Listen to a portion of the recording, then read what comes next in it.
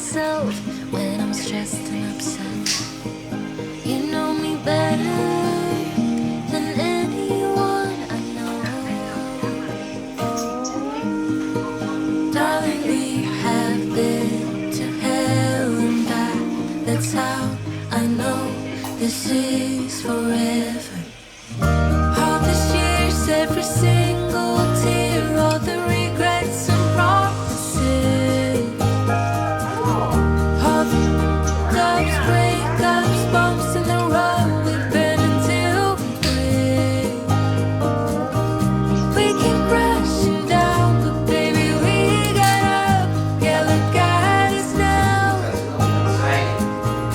After all these years, yours and mine, it's you and I.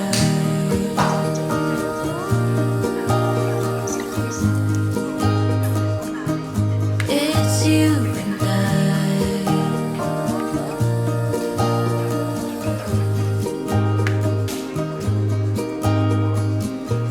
You won't say it out loud, but I can tell you're not fine. 'Cause I know you like that.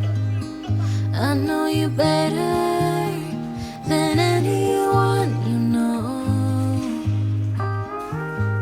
Yeah, I know exactly how you bottle things up inside, but you don't have to be stuck